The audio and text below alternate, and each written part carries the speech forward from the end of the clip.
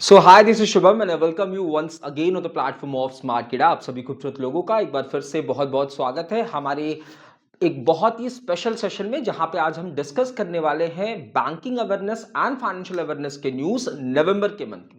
देखो, आप सभी का एग्जाम अप्रोचिंग है और इसी वजह से अब हम लोग है ना एग्जाम को मद्देनजर रखते हुए, ठीक है, पिछले मंथ्स के बैंकिंग अवेयरनेस के न्यूज एंड फाइनेंशियल अवेयरनेस के न्यूज अलॉन्ग विद आरबीआई के न्यूज को डिस्कस करने वाले हैं। ठीक है, तो आज के सेक्शन में हम लोग नवंबर 2024 के banking awareness and financial awareness के न्यूज को डिस्कस करेंगे और कल हम लोग आरबीआई के न्यूज को डिस्कस करेंगे नवंबर 2024 के। तो बढ़ते हैं आज की पहली न्यूज की तरफ। उससे पहले एक बार फिर एक बात बता दूं कि जो इंपॉर्टेंट कंसेप्चुअल क्वेश्चंस है, न्यूज है, वो मैंने स्टार्टिंग में रखा हुआ है क्योंकि उसमें थोड़ा सा डेप्थ में हम जाके चीजों को डिस्कस करेंगे। एंड जो लेस कंसेप्चुअल न्यूज है, जिसमें बहुत ज्यादा बातें करने की जरूरत नहीं है, उसे हमने बाद में रखा हुआ है। ठीक है, so the very first news आप सभी के सामने है। RBI widens access to its NDS-OM electronic trading platform. What is NDS-OM electronic trading platform? तो negotiated dealing system order matching। ठीक है, NDS-OM प्लेटफॉर्म, NDS-OM प्लेटफॉर्म, ये क्या प्लेटफॉर्म भैया? तो याद रखना, ये एक इलेक्ट्रॉनिक ट्रेडिंग प्लेटफॉर्म होने वाला है। इलेक्ट्रॉनिक ट्रेडिंग प्लेटफॉर्म होने वाला है। इस पर्टिकुलर प्लेटफॉर्म का इस्तेमाल किया जाता है गवर्नमेंट सिक्योरिटीज को ट्रेड करने में, गवर्नमेंट सिक्योरिटीज के ट्रेडिंग में, गवर्नमेंट सिक्योरिटीज के ट्रेडिंग में इसका इस्तेमाल किया जाता है। इसे इनिशिएट किसने किया भैया? तो इसे इनिशिएट किया गया रिजर्व बैंक ऑफ इंडिया के द्वारा। अच्छा, गवर्नमेंट सिक्योरिटीज को बेचा क्यों जाता है, क्यों ट्रेड किया जा रहा है? तो गवर्नमेंट सिक्योरिटीज को बेचा जाता है ना, याद रखना, आरबीआई के द्वारा। किस लिए? For the purpose of collecting revenue, या सरकार पैसा जुटाना चाहती है ना। यहाँ पे इस सिक्योरिटी को परचेज करने के लिए कोई इन्वेस्टर होगा, इन्वेस्टर को उसका रेट ऑफ इंटरेस्ट या प्रॉफिट मिलेगा, इसके बदले इन्वेस्टर सरकार को पैसा देगी। ठीक है, इस पैसा का इस्तेमाल सरकार अपने एक्सपेंस के लिए करेगी। तो आरबीआई, याद रखना, RBI on behalf of government of India government securities को यहां पे क्या करती है भैया?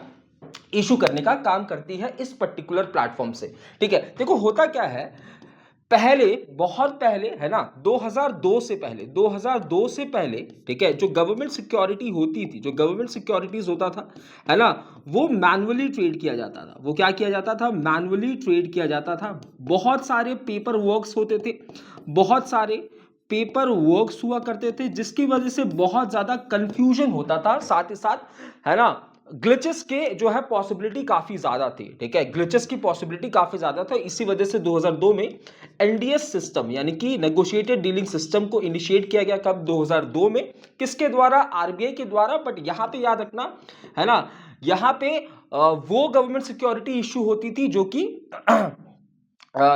यहाँ पे एनडीए सिस्टम को इनिशिएट किया गया for the issuance of government security in the primary market, है ना। प्राइमरी मार्केट कौन सा मार्केट होता है? वो market, primary market are those market, है ना, जहां पे सिक्योरिटीज पहली बार ट्रेड हो रही है, पहली बार, फर्स्ट टाइम ट्रेड हो रही है। ठीक है, तो यहां पे एनडीएस सिस्टम को इनिशिएट किया गया। उसके बाद 2005 के अंदर, है ना, अगस्त 2005 के अंदर, अगस्त 2005 के अंदर, अगस्त 2005 को एनडीएस ओएम सिस्टम की शुरुआत की गई। ठीक है, ये किसके लिए भैया? सेकेंडरी मार्केट के लिए। ये किसके लिए? Secondary market. अब सेकेंडरी मार्केट क्या है? मेरे पास ऑलरेडी गवर्नमेंट सिक्योरिटी है और मैं उसे ट्रेड करना चाहता हूं। ठीक है, सेकेंडरी मार्केट में का मतलब क्या है भैया? ऑलरेडी ओन्ड गवर्नमेंट सिक्योरिटी को यहां पे ट्रेड किया जाता है। ऑलरेडी ओन्ड गवर्नमेंट सिक्योरिटी को यहां पे ट्रेड किया जाता है। ठीक है, तो अर्लियर हम लोग, है ना, मैनुअली ट्रेडिंग करते थे, काफी ज्यादा पेपर वर्क होता था। ठीक है, और उसी दौरान बहुत सारे ऐसे कंट्रीज के सेंट्रल बैंक्स थे जहां पे ऑलरेडी इलेक्ट्रॉनिक सिस्टम था, इलेक्ट्रॉनिक ट्रेडिंग सिस्टम था। ठीक है, जैसे यूएसए वगैरह में ऑलरेडी जो है इलेक्ट्रॉनिक ट्रेडिंग सिस्टम था। और इसी वजह से 2002 में हमने लॉन्च किया एनडीएस प्राइमरी मार्केट के लिए। इसके बाद 2005 में एनडीएस ओएम किसके लिए? सेकेंडरी मार्केट के लिए। अब यहां पे भी देखिए क्या होता है, बहुत सारी एंटिटीज होती हैं जिसको डायरेक्ट एक्सेस होता है, बहुत सारी एंटिटीज होती है जिसको डायरेक्ट एक्सेस होता है, जो रिजर्व बैंक ऑफ इंडिया से डायरेक्टली गवर्नमेंट सिक्योरिटी परचेज कर सकती है। और बहुत सारी एंटिटीज ऐसी होती है जिसके पास इनडायरेक्ट एक्सेस होता है, यानी कि गवर्नमेंट सिक्योरिटी वो परचेज तो करेगी बट किसी और के थ्रू, किसी और अंडरराइटर के थ्रू, है ना, तो इनडायरेक्ट एक्सेस होता है। तो यहां पे इस पर्टिकुलर न्यूज में इसी बारे में चीजें बताई गई है। क्या बताया गया है? तो रिजर्व बैंक ऑफ इंडिया ने वाइडन किया है ना, reserve bank of India widen direct access to its negotiate dealing system order matching electronic trading platform to the broader set of regulated entities, जिसमें आप देखोगे रीजनल रूरल बैंक शामिल है, local area banks, NBFC, पीएफ्स, ये सारी चीजें शामिल है। ठीक है, एंटिटीज, कौन सी एंटिटीज जो है एलिजिबल है एनडीएस ओएम के लिए?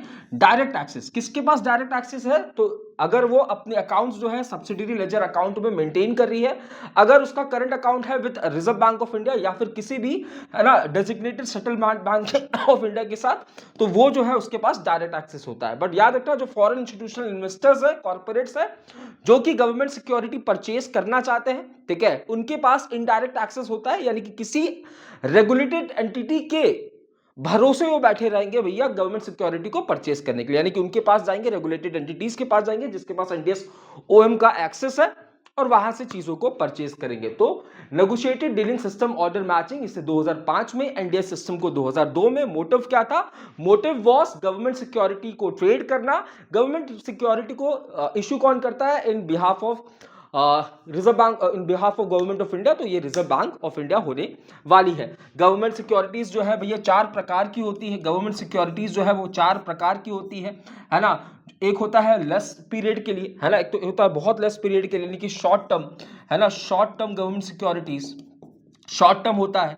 एक होता है भैया मिडिल टर्म, कह लो आप, मिडिल टर्म जिसका टेन्योर बीच में हो जाता है। उसके बाद लंबे समय के लार्ज टर्म के लिए, है ना, और फिर अदर्स हो जाता है, ठीक है, जिसमें सॉवरेन गोल्ड बॉन्ड्स वगैरह आ जाते हैं। ठीक है, ये पहला न्यूज था, आई गेस ये न्यूज कंफर्म हो गया हो, कंसेप्चुअल न्यूज था, आपको जानना जरूरी है।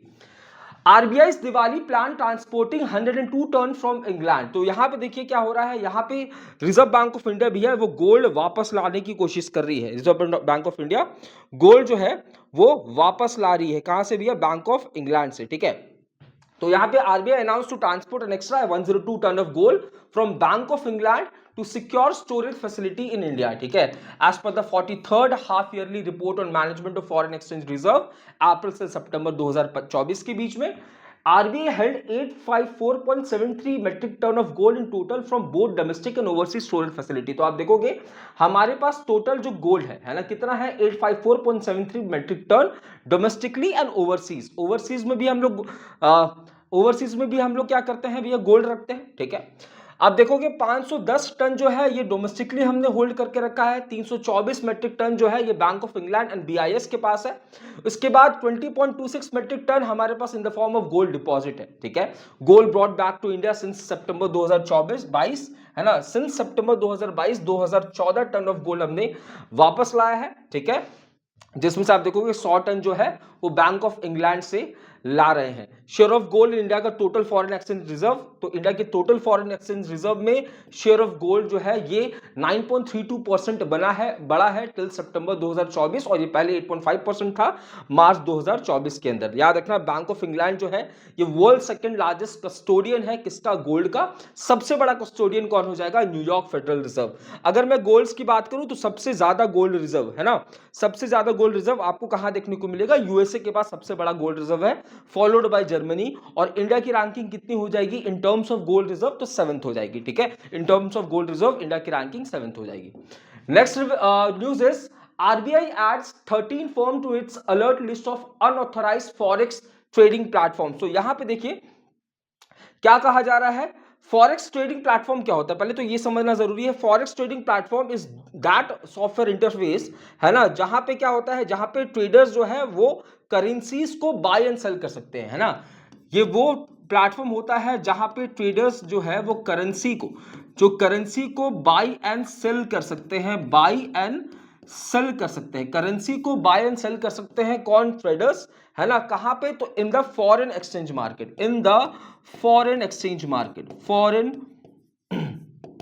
Exchange market. ठीक है, तो एक ऐसा इंटरफेस जो कि ट्रेडर्स को एक्सेस देती हो करेंसी को खरीदने का, बेचने का या ट्रेड करने का in the foreign exchange market. इसी को हम क्या बोलते हैं? इसी को हम बोलते हैं क्या?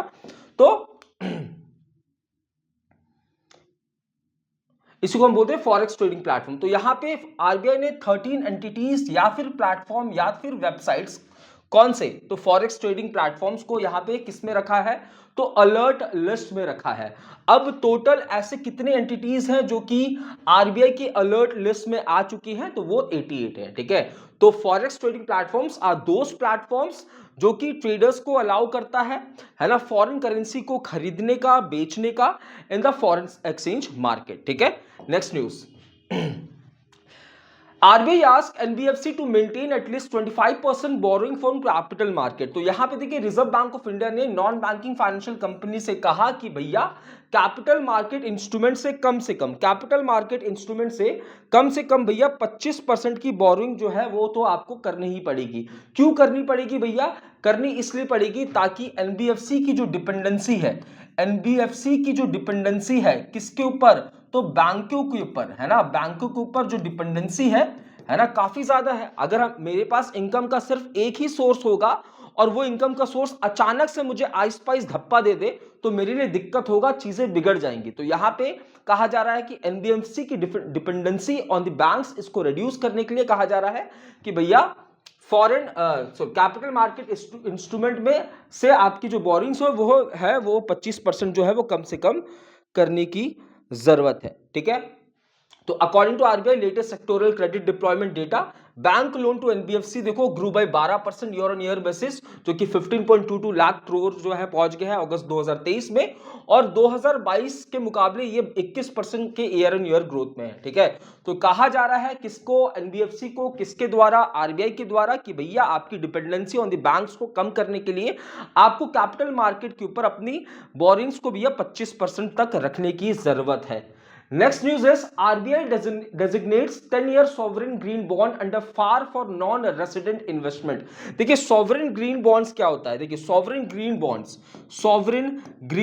bonds are those bonds, ठीक है, जिसे इशू किया जाता है, जिसके बदले एक इन्वेस्टर होगा भैया, इन्वेस्टर होगा जो कि आपसे बॉन्ड खरीदेगा। ये क्या करेगा? ये बॉन्ड परचेस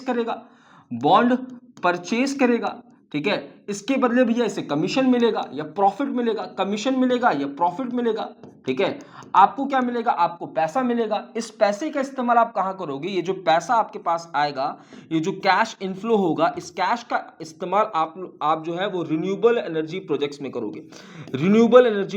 करोगे या ग्रीन प्रोजेक्ट्स में करने वाले हो। याद रखना, sovereign green bonds are those bonds which are issued with the motive of, है ना, विद द मोटिव कि पैसा इकट्ठा करना है, किस लिए? तो हमारे ग्रीन इनिशिएटिव्स के लिए, ठीक है, ग्रीन इनिशिएटिव्स के लिए पैसा इकट्ठा करना है, ठीक है। तो यहां पे क्या कहा जा रहा है? देखो, तो RBI डेजिग्नेट्स 10-year sovereign green bond under far for non resident investment. अब देखिए हम क्या चाहते हैं? हम चाहते हैं कि जो फॉरेन कंपनीज है ना, जो फॉरेन एंटिटीज है वो भी हमारे बॉन्ड में इन्वेस्ट करें।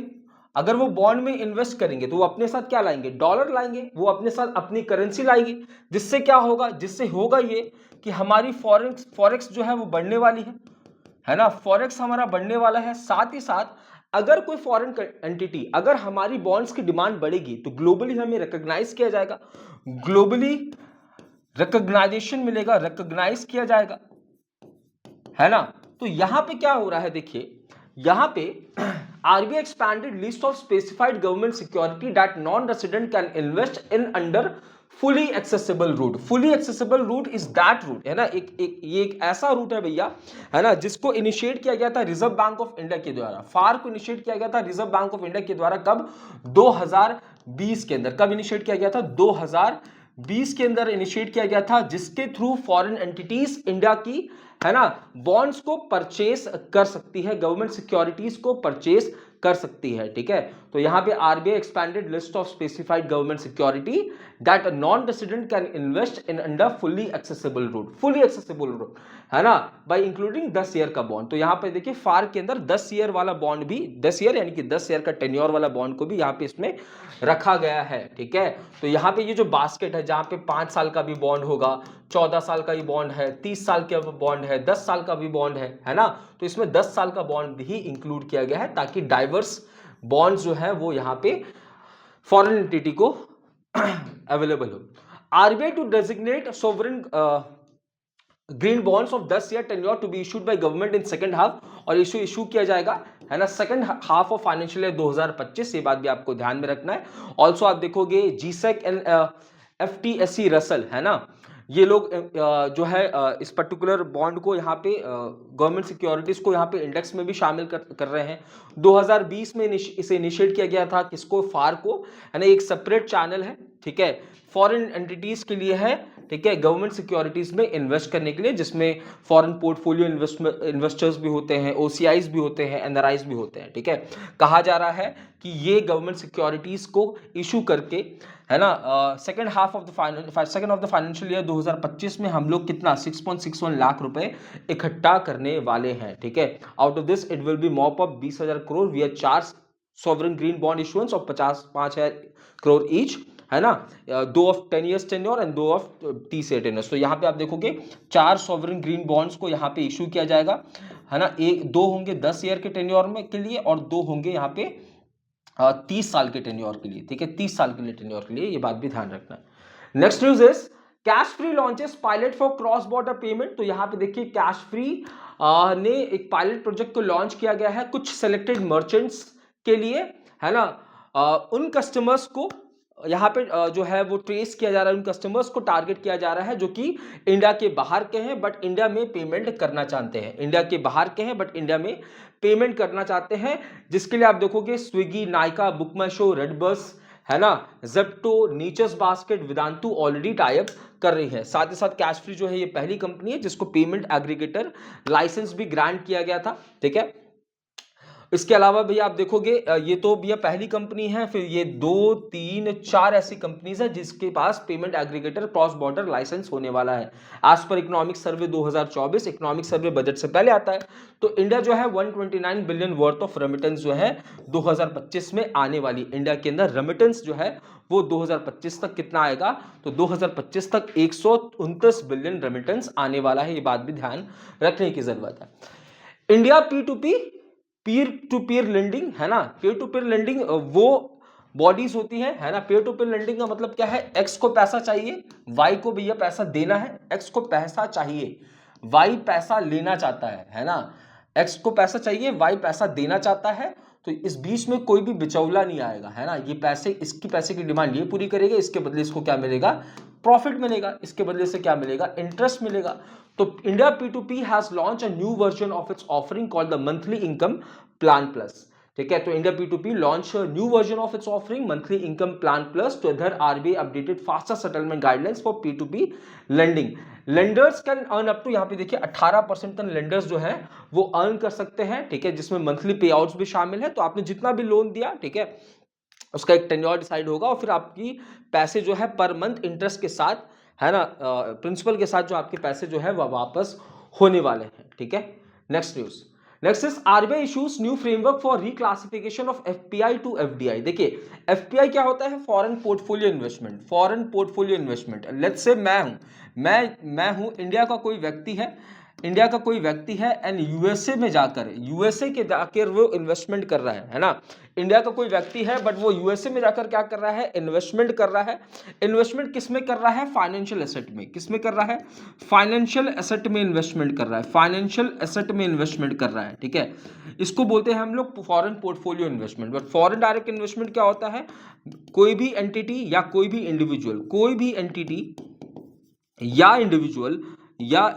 इंडिविजुअल, है ना, फॉरेन में जाकर, यूएसए में जाकर, लेट्स से यूएसए में जाकर, ठीक है, उनकी कंपनी में, उनके बिजनेस में या कंपनी में इन्वेस्ट कर रहा हो, बिजनेस में या कंपनी में इन्वेस्ट कर रहा हो, ठीक है। याद रखना ये जो फॉरेन डायरेक्ट इन्वेस्टमेंट होता है ना, कि बहुत कैसा होता है, मतलब इसमें आपके पास डिसीजन मेकिंग पावर आ जाती है। यहां तो आप सिर्फ शेयर परचेस कर रहे हो, यहां तो आप सिर्फ शेयर परचेस कर रहे हो, बट यहां पे डिसीजन मेकिंग अथॉरिटी आपके पास आ जाती है। सो यहां पे कहा जा रहा है RBI डायरेक्टेड FPIs यानी कि foreign portfolio investment to obtain necessary approval from government and concurrence from investing company when their equity holding go beyond prescribed limit and they reclassify holding as FDI। देखो अगर आपकी, है ना, कह रहा है फॉरेन एक्सचेंज मैनेजमेंट रूल 2019 कहता है कि अगर 10% से ज्यादा आपकी FPI है, 10% से ज्यादा आपकी FPI है किसी कंपनी में, तो भैया ये अब एफपीआई नहीं रहेगी, इसे आप एफडीआई के रूप में क्लासिफाई करने वाले हो, यानी कि फॉरेन डायरेक्ट इन्वेस्टमेंट के रूप में क्लासिफाई करोगे, ठीक है। या तो आप अपने शेयर्स बेच दो, अगर 11% शेयर हो गया है, 11% शेयर हो गया है ना, एफपीआई में आपके पास डिसीजन मेकिंग पावर नहीं आ सकता है ना, डिसीजन मेकिंग पावर यहां पे आएगा। तो यहां पे कहा जा रहा है कि अगर आपका शेयर किसी कंपनी में 10% से ज्यादा हो गया है ना, 10% से ज्यादा हो गया है, तो या तो इसको बेच दीजिए या तो इसे क्लासिफाई करेंगे हम लोग एफडीआई के अंदर।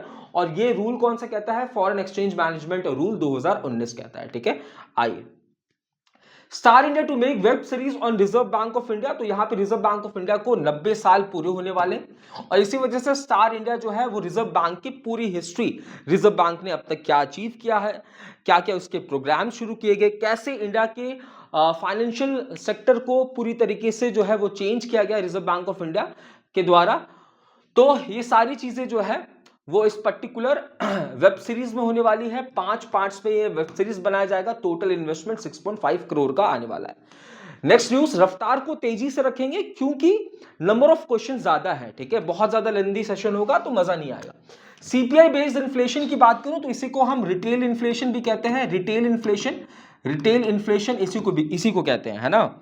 सीपीआई इन्फ्लेशन कह लो या रिटेल इन्फ्लेशन कर लो, ये दोनों सेम बात है। रिटेल इन्फ्लेशन कह लो, ये दोनों सेम बात होती है, ठीक है। इसमें वो गुड्स होता है ना, वो बास्केट ऑफ गुड्स होता है एंड सर्विसेज जो कि कंज्यूमर कंज्यूम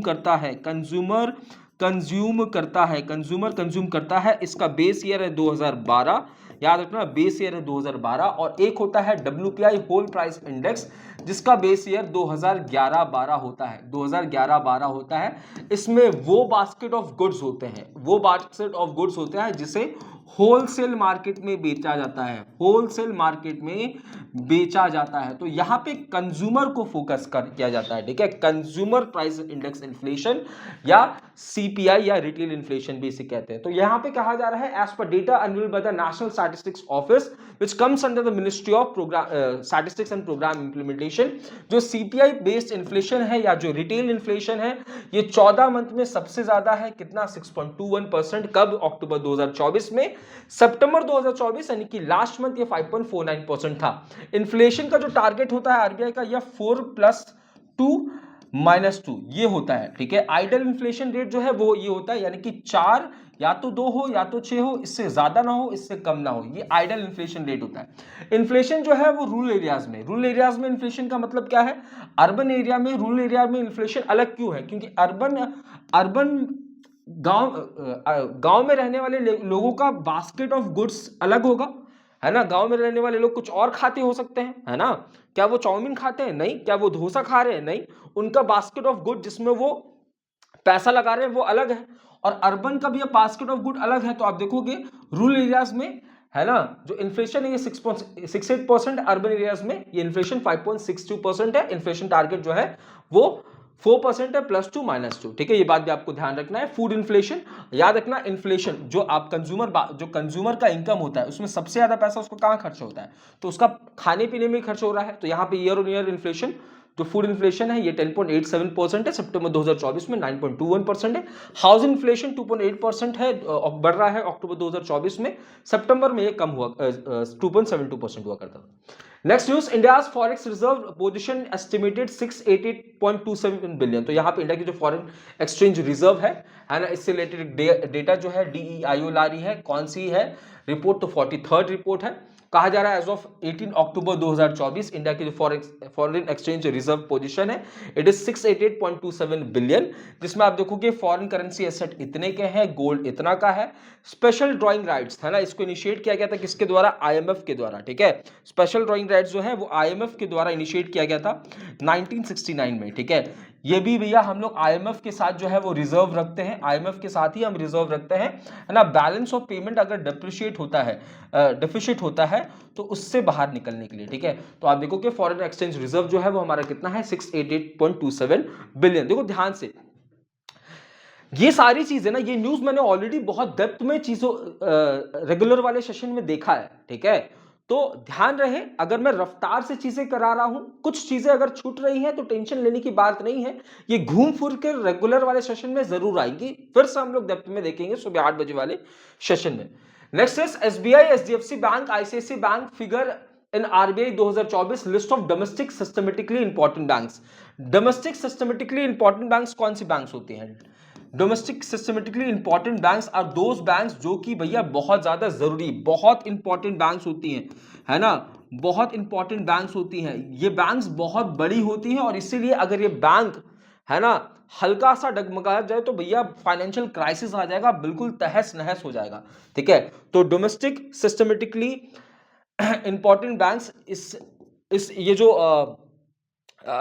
जो मतलब कैटेगरी है, इसे इनिशिएट किया गया था 2014 के अंदर। ठीक है, 2014 के अंदर इसको इनिशिएट किया गया था। ये वो बैंक्स होती है जो कि टू बिग टू फॉल है, टू बिग टू फॉल, है ना, इतनी बड़ी है कि अगर ये गिरेंगी तो भैया बहुत ज्यादा लफड़ा हो जाएगा, अगर ये गिरेंगी तो ये बहुत ज्यादा लफड़ा हो जाएगा। ठीक है, तो ये जो बैंक्स है भैया, इनको फर्दर क्लासिफाई किया जाता है अलग अलग बकेट्स के अंदर, है ना, अलग अलग बकेट्स के अंदर, है ना। बकेट 1 में, अगर बकेट 1 बकेट 4 की बात करूं तो यहां पे लेस टेंशन या कहूं लेस रिस्क है भैया। बकेट फर्स्ट में उन बैंक्स को रखा जाता है जिन बैंक्स में लेस रिस्क है। बकेट 4 में, है ना, हाई रिस्क वाले बैंक को रखा जाता है, हाई रिस्क वाले बैंक को रखा जाता है। तो यहां पे आप देखोगे 2, 3, तो हाई रिस्क वाले बैंक में भैया किसको रखा गया? देखो, स्टेट बैंक ऑफ इंडिया को रखा गया क्या? तो स्टेट बैंक ऑफ इंडिया को हाई रिस्क वाले इसमें रखा गया है। ठीक है, उसके बाद यहाँ पे आईसीआईसीआई को यहाँ पे लेस रिस्क वाले बैंक में रखा गया है। एंड तीसरे वाले पे भैया एचडीएफसी को, है ना, किस में रखा गया है? तो बकेट 3 में रखा गया। याद रखना बच्चा, इनको डोमेस्टिकली जो इंपॉर्टेंट बैंक्स का दर्जा दिया गया है वो कब दिया गया था? तो याद रखना, एसबीआई को 2015 में, है ना, एसबीआई को 2015 में दिया गया था, इसे 2016 में दिया गया था और इसे 2017 में दिया गया था, है ना, 2017 में दिया था। ठीक है, तो ये वो बैंक्स होती हैं जो कि टू बिग टू फॉल होती है, अगर ये गिरेगी तो भैया देश की पूरी अर्थव्यवस्था खतरनाक तरीके से चरमरा जाएगी। तो यहाँ पे एसबीआई, है ना, HDFC bank and ICICI bank as domestically classified as domestically systematic important banks। ठीक है, SBI and HDFC bank required to maintain additional capital buffer starting from April 2025। और ये जो वो बैंक जो कि हाई रिस्क में होती है ना, उनको एडिशनल जो है वो कैपिटल बफर जो है वो मेंटेन करने की जरूरत पड़ती है। देखो, पहले एसबीआई को भैया 0.60 एडिशनल कैपिटल बफर मेंटेन करना पड़ता था, क्योंकि अब ये बकेट 4 में है तो इसको 0.80 मेंटेन करना होगा। एचडीएफसी को पहले 0.20 करना पड़ता था, अब 0.40 करने की जरूरत है, ये बात भी ध्यान रखना। एसबीआई को शामिल किया गया था 2015 में, आईसीआईसीआई को 2016 में, एचडीएफसी को 2017 में और इस इनिशिएटिव को 2014 में लॉन्च किया गया था। आइए, Government reduces turnover threshold to rupees 250 crore to get more companies on invoice trading discounting platform। देखिए, लेट्स से भैया मैं और आप बिजनेस कर रहे हैं, ठीक है, मैं और आप बिजनेस कर रहे हैं। आपने बोला भैया, आपने बोला कि मैंने सामान बेच दिया, मैंने आपको गुड्स ट्रांसफर कर दिया, गुड्स बेच दिया। ठीक है, इसके बदले मेरे पास इनवॉइस आ गया, ठीक है। ये इनवॉइस जो है, ये इनवॉइस आप क्या करोगे?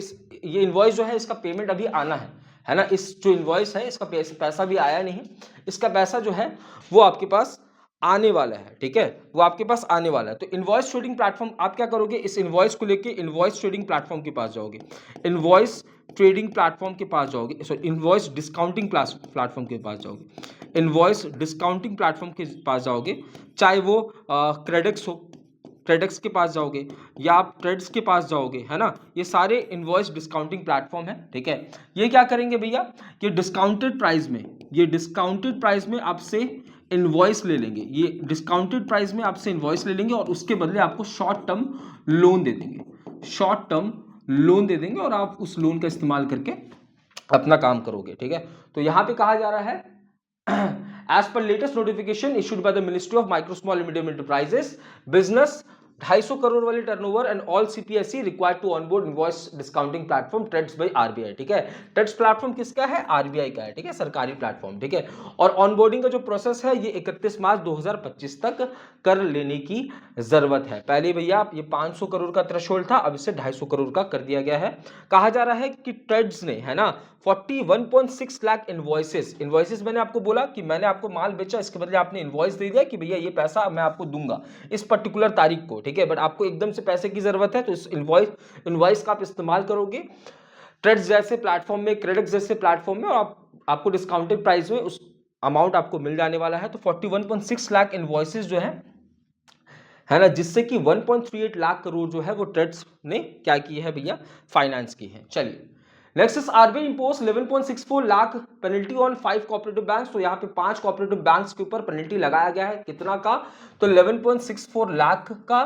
5 कोऑपरेटिव बैंक्स कौन कौन सी है? तो आप देखोगे Jaynagar, Mozilpur peoples cooperative bank West Bengal में है, Nawanagar cooperative bank limited, Vijapur Nagrik Sahakari bank limited, Lalbaug cooperative bank limited, Guwahati cooperative urban bank limited. ये 5 ऐसे कोऑपरेटिव बैंक हैं जिसके ऊपर अलग अलग अमाउंट का पेनल्टी इंपोज किया गया है। किसके द्वारा? रिजर्व बैंक ऑफ इंडिया के द्वारा। ऑब्वियसली किस लिए? तो नॉन कंप्लायंस के लिए, ठीक है।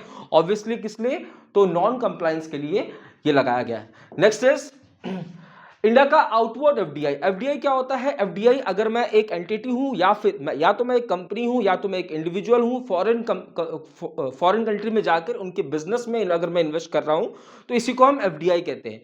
इनवर्ड एफडीआई यानी कि पैसा हमारे पास आ रहा है, आउटवर्ड एफडीआई यानी कि पैसा हम लगा रहे हैं। तो outward FDI hits 3.7 billion in October 2024, है ना। तो 2 अक्टूबर 2024 में जो आउटवर्ड एफडीआई कमिटमेंट्स है ये कितना है? 3.24 बिलियन। और अक्टूबर 2023 में, है ना, पिछले साल सेम मंथ में ये 2.55 बिलियन था। ये बात भी आपको ध्यान रखना है।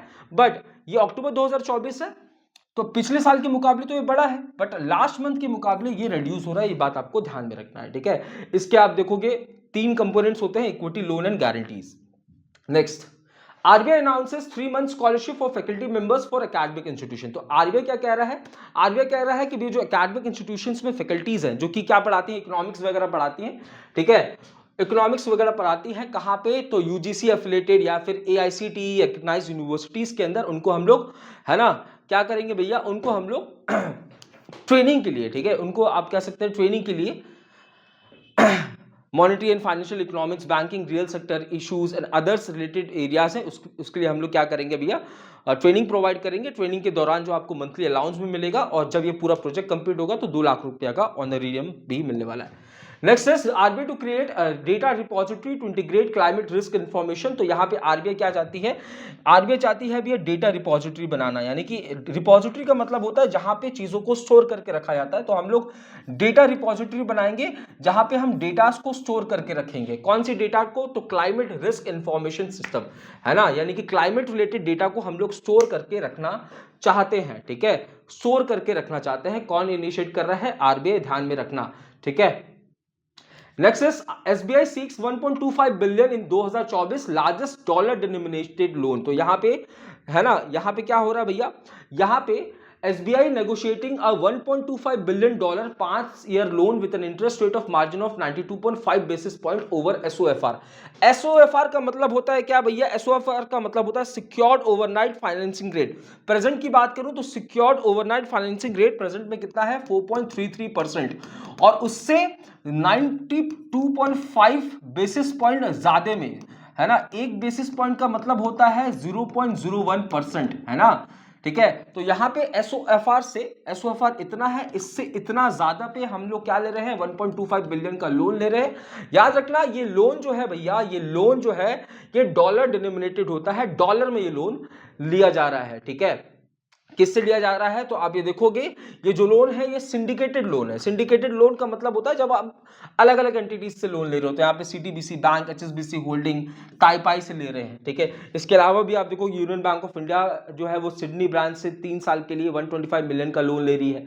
चोलामंडलम इन्वेस्टमेंट फाइनेंस कंपनी जो है 300 मिलियन का सिंडिकेटेड लोन ले रही है। बैंक ऑफ बड़ौदा जो है 750 मिलियन का लोन जो है वो ले रहा है। इंडिया की जो टोटल डॉलर डिनोमिनेटेड लोन है ना, ऐसे लोन जो कि डॉलर्स में है, ये ड्रॉप हो रही है 27% से कितना पहुंच गई है? 14.2 बिलियन 2023 के अंदर। ये बात भी आपको ध्यान रखना है।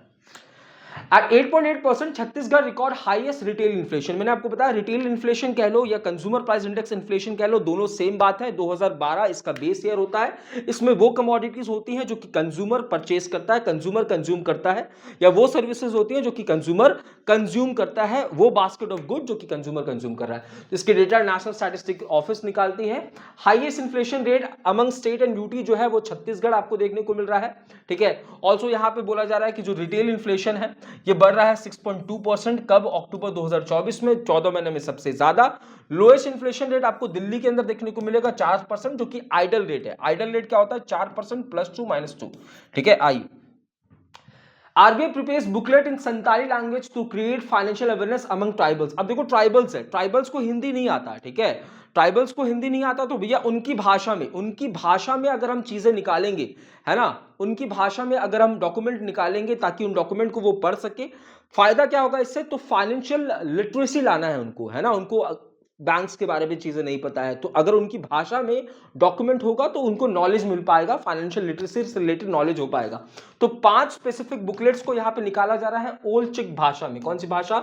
ओलचिक भाषा, जिसे हम संताली भाषा भी कहते हैं, है ना। किसके लिए? स्कूल चिल्ड्रंस के लिए, farmer, entrepreneur, self help group, senior citizens के लिए ये सारी चीजें की जा रही है, ठीक है। इसे रिलीज किया जा रहा है मोहन चरण मांझी जी के द्वारा, जो कि उड़ीसा के सीएम होने वाले हैं। तो आरबीआई ने 5 स्पेसिफिक बुकलेट्स को रिलीज किया है ओलचिक भाषा में। ओलचिक भाषा कह लो या संताली लैंग्वेज भी कह लो, ठीक है। Next news, RBI plans 2025 launch of cloud service countering dominance of global firm. तो देखो अब क्लाउड सर्विस में ना, क्लाउड सर्विसेज के अंदर आपको ना माइक्रोसॉफ्ट, है ना, आपको आप देखोगे माइक्रोसॉफ्ट देखने को मिलेगा। क्लाउड सर्विसेज में आपको भैया और भी बहुत सारी एंटिटीज जो है वो आपको देखने को मिलेगी, ठीक है। ये क्या करता है भैया? ये आपको स्टोरेज, है ना, डेटा स्टोर करेगा इलेक्ट्रॉनिकली। क्लाउड सर्विस का काम क्या है? डेटा स्टोर करेगा इलेक्ट्रॉनिकली, इलेक्ट्रॉनिक तरीके से डेटा जो है वो स्टोर करने का काम करेगा अलग अलग सर्वर्स में आपके डेटा को स्टोर करेगा। तो आरबीआई जो है to launch a pilot programme in 2025 offering local cloud data storage to financial firm at affordable prices. तो जो फाइनेंशियल फर्म अब तक, है ना, किसी और कंट्री के क्लाउड डेटा स्टोरेज पे डिपेंड थी, है ना, अब उनको उन पे डिपेंड रहने की जरूरत नहीं है। हम लोग खुद का जो है वो क्लाउड डेटा स्टोरेज सिस्टम को लॉन्च करने वाले हैं। फिलहाल ये फाइनेंशियल फर्म्स के लिए लॉन्च होने वाला है, ठीक है। जैसे गूगल ड्राइव है ना, ये भी एक डेटा स्टोरेज सिस्टम होने वाला है, ठीक है। तो डिपेंडेंसी को हम लोग कम करना चाहते हैं। नेक्स्ट न्यूज, साथ ही साथ यहाँ पे आप देखोगे as per report by international data corporation estimation of cloud services market, India का जो क्लाउड सर्विस मार्केट है ये 2023 में 8.3 बिलियन है, 2028 तक ये 24.2 बिलियन पहुंच जाएगी। तो भैया लोग पैसा कमा रहे हैं, हम कहाँ पैसा कमा रहे हैं? तो हम पैसा कमाएंगे, हमारे पास ऐसा सिस्टम होगा तो। Next is NPCI national payment corporation of India eyes रुपए यूपीआई एक्सपेंशन टू 10 कंट्रीज। तो यहाँ पे भैया यूपीआई की एक्सपेंशन जो है वो की जा रही है। तो एनपीसीआई ने एमओयू साइन किया है 3 देशों के साथ। कौन कौन सी वो देश है? Namibia, Trinidad Tobago and Peru, है ना, जहां पे यूपीआई एंड रुपए को लॉन्च किया जाएगा। इससे पहले आप ऑलरेडी आप देखो कि 7 कंट्रीज के अंदर हम यूपीआई का इस्तेमाल जो आराम से बढ़िया तरीके से जो है वो चल रहा है। साथ ही साथ यूपीआई ट्रांजैक्शन काउंट के बारे में चीजें भी दी गई हैं, बट आप लेटेस्ट डेटा याद करके रखना, पुराना डेटा नहीं देगा कि यूपीआई जो है सितंबर के मंथ में कितना था, अक्टूबर के मंथ में कितना था। लेटेस्ट डेटा आपको देने वाला है, ठीक है। Next news, delegates from 18 countries attend RBI policy conference of global south central bank. तो यहाँ पे देखिए एक मीटिंग हो रही है ना, जहां पे 18 कंट्रीज पार्टिसिपेट कर रही है। 2 दिनों का ये कॉन्फ्रेंस होने वाला है। थीम है बिल्डिंग सिनर्जीज, और ये आरबीआई ने ऑर्गेनाइज किया है मुंबई महाराष्ट्र के अंदर, ठीक है, मुंबई महाराष्ट्र के अंदर। Next is RBI nod for central bank of India's insurance foray in joint venture with Future Generali. तो यहाँ पे देखिए एक जॉइंट वेंचर फॉर्म हो रहा है। तो सीबीआई को आरबीआई का अप्रूवल मिल गया है, ठीक है, कि वो भैया life and non life insurance business में आ सकती है जॉइंट वेंचर को फॉर्म करके, ठीक है। जॉइंट वेंचर आप देखो किसके किसके बीच में? Generally group under future generally India insurance com and future generally India life insurance com, है ना, इनके बीच में आप देखोगे एक जॉइंट वेंचर फॉर्म हो रहा है, जिसके जरिए ये लोग life and non life insurance products को सेल करने वाले हैं। RBI slab 61 lakh fine on RBL bank for KYC violation. तो भैया नो योर कस्टमर वायलेशन की वजह से 61.4 लाख रुपीस का यहाँ पे पेनल्टी इंपोज किया जा रहा है आरबीएल बैंक के ऊपर। Next is cash free payment receive prepaid payment instrument licence किसके द्वारा, आरबीआई के द्वारा। ऑल्सो कैश फ्री जो है ये 2023 में इसको है ना पेमेंट एग्रीगेटर का लाइसेंस मिल रहा है, पहला एंटिटी था, इसके बाद 3 एंटिटीज और हैं, और अब इसे भैया प्रीपेड पेमेंट इंस्ट्रूमेंट का लाइसेंस मिल गया है आरबीआई के द्वारा। Next is RBI imposed restriction on Asirvad micro finance, Arohan financial services, DMI finance and Navi Finserv. तो कुछ एंटिटीज के ऊपर देखो, कुछ NBFCs non banking financial companies के ऊपर यहाँ पे है ना पेनल्टी इंपोज किया जा रहा है, ठीक है।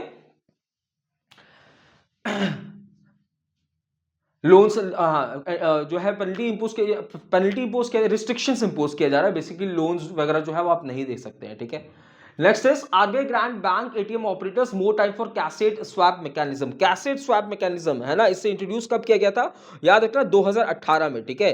2018 में इसे इशू किया गया था, और इसका लास्ट देखो, आरबीआई ने बोला कि सभी बैंकों को, आरबीआई ने बोला कि सभी जो बैंक एटीएम्स हैं उसको 31 मार्च 2025 तक है ना कैसेट स्वैप मैकेनिज्म को इंप्लीमेंट करने की जरूरत है। कैसेट स्वैप मैकेनिज्म क्या होता है, अब तक क्या होता था कि एटीएम्स में जब पैसा खत्म हो जाता था तो एक आप बैंक के अंदर एक बंदा जाता था बैंक में, बैंक से कैश लेके एटीएम में भरता था। अब ऐसे नहीं भरना है, आपके पास ऑलरेडी कैसेट्स होंगे है ना, ये जो बॉक्स है बहुत सुरक्षित बॉक्स होंगे, इन बॉक्सेस में पैसा होगा है ना, सिर्फ आपको कैसेट बदलना है। कैसेट बदला आपने, इस कैसेट में पैसा खत्म हुआ, बैंक गए, बैंक से कैसेट निकाल के एटीएम में लगाया और खाली वाला वापस ले आए, बैंक के जो कर्मचारी है वो उसको भर देंगे, ठीक है। तो each ATM will be required 3 set of 5 cassette है ना, 3 सेट ऑफ 5 कैसेट जहां पे होने वाले, एक सेट एटीएम के अंदर होगा, एक ट्रांजिट में होगा, और तीसरा जो है वो ब्रांच में होने वाला है, ठीक है।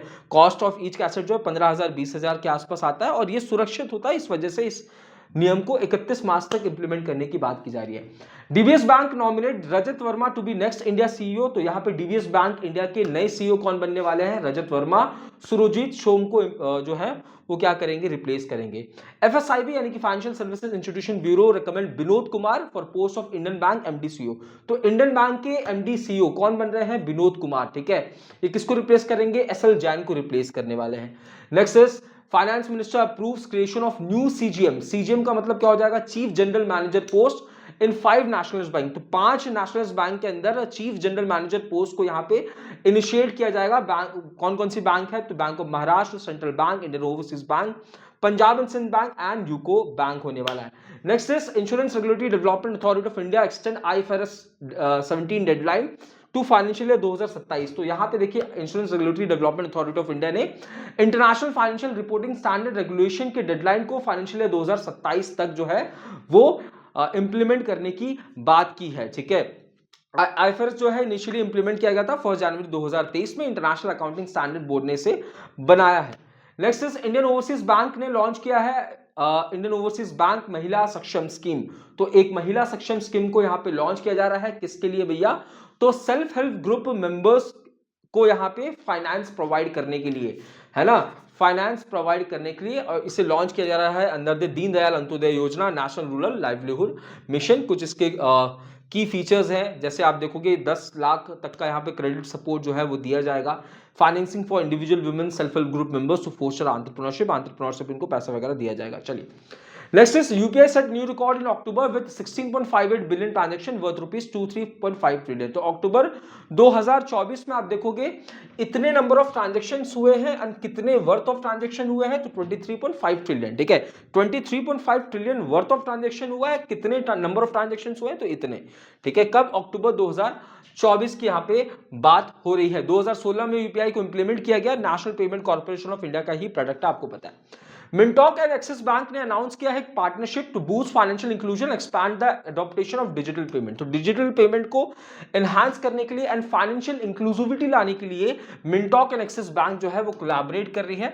आप देखोगे जो स्मॉल मीडियम एंटरप्राइजेस है ना, उनको बिजनेस सॉल्यूशंस वगैरह जो है वो प्रोवाइड किया जाएगा। चलिए Punjab and Sind bank, a public sector bank, has launch an e bank guarantee facility. तो यहाँ पे Punjab and Sind bank plus NESL ने लॉन्च किया है ई बैंक गारंटी फैसिलिटी, है ना। ये पेपर बेस्ड इशुएंस प्रोसेस को भैया, है ना, जैसे स्टैंपिंग हुआ, सिग्नेचर्स हुआ, इसको रिप्लेस करने का काम करेगा, ठीक है। Next is India place at the 4th spot among top world economy in 2025। International monetary fund की एक रिपोर्ट है जहां पे बताया जा रहा है, ठीक है, कि fastest growing economy in financial year 2025 यानी कि 24-25 की बात हो रही है। यहाँ पे कौन है? यूएसए, सेकंड नंबर पे चाइना, थर्ड पे जर्मनी, फोर्थ पे इंडिया, फिफ्थ पे जापान, सिक्स पे UK, France, Brazil, Italy, Canada. Also आप देखो ये प्रिंसिपलिटी ऑफ लिechtenstein जो है वो आईएमएफ का 191st मेंबर कंट्री, आईएमएफ यानी कि international monetary fund, Kristalina Georgieva. Special campaign 2.4.0 यहाँ पे लॉन्च हो रहा है। तो यहाँ पे जो पब्लिक सेक्टर बैंक्स हैं एंड फाइनेंशियल इंस्टीट्यूशंस हैं जैसे कि NABARD, SIDBI, EXIM bank, NHB, IFCL have realize 4.5 crore through scrap disposal. Scrap disposal यानी कि हमारी जो फाइनेंशियल इंस्टीट्यूशंस हैं, पब्लिक सेक्टर बैंक्स हैं, वो जो खराब चीजें हैं, वेस्ट वाली चीजें हैं, उसको यहाँ पे डिस्पोज ऑफ कर रही है। डिस्पोज ऑफ करके कितना रुपए इकट्ठा कर लिया भैया? 4.5 करोड़, है ना। जो खराब चीजें हैं, जो जरूरत की चीजें नहीं है ना, तो उसको बेच के आप देखो कि 4.5 करोड़ रुपए इकट्ठा कर लिया है। स्पेशल कैंपेन 4.0, और इसे लॉन्च इसलिए किया गया था, किस लिए किया गया था? लॉन्च किया गया था, है ना, स्वच्छ भारत मिशन के अंदर। चलिए next is Israel joins Asian development bank का 69th मेंबर कंट्री। तो यहाँ पे एशियन डेवलपमेंट बैंक की 69 मेंबर कंट्री कौन बन गया है? इजराइल बन गया है, ध्यान में रखना है। SBI mutual fund becomes first to surpass 10 lakh crore asset under management. तो यहां पे देखिए पहली म्यूचुअल फंड जिसने 10 लाख करोड़ का एसेट, 10 लाख करोड़ की जो कैप है ना, 10 लाख करोड़ का एसेट अंडर मैनेजमेंट को सरपास किया है। कितना पहुंच गया? सितंबर 2024 क्वार्टर में 10.99। इसके बाद आईसीआईसी, है ना, इसने पार नहीं किया है, फिर एचडीएफसी, एमएफ, ठीक है, ये बात आपको ध्यान में रखना है। एचडीएफसी बैंक इनॉग्रेट अपना पहला ब्रांच कहां पे? अपना पहला फॉरेन ब्रांच कहां पे? सिंगापुर के अंदर, ठीक है। उसके बाद कैनरा एचएसबीसी लाइफ इंश्योरेंस ने लॉन्च किया है प्रॉमिस फॉर फ्यूचर। तो कैनरा एचएसबीसी लाइफ इंश्योरेंस ने, है ना, प्रॉमिस फॉर फ्यूचर इनिशिएटिव को लॉन्च किया है, ठीक है, जहां पे आप देखोगे पॉलिसी होल्डर्स को combination of long term protection, wealth creation, customisable saving and income solution जो है प्रोवाइड किया जाएगा। दो वेरिएंट्स में लॉन्च किया है। एग्जाम में ना क्वेश्चंस पूछ लिया जाता है वेरिएंट्स, तो saving for future and income for future, ठीक है। डेथ के बाद आपको कुछ सम इंश्योर्ड मिलेगा, बोनस मिलेगा, 105% ऑफ द प्रीमियम मिलने वाले हैं, सारी चीजें हैं।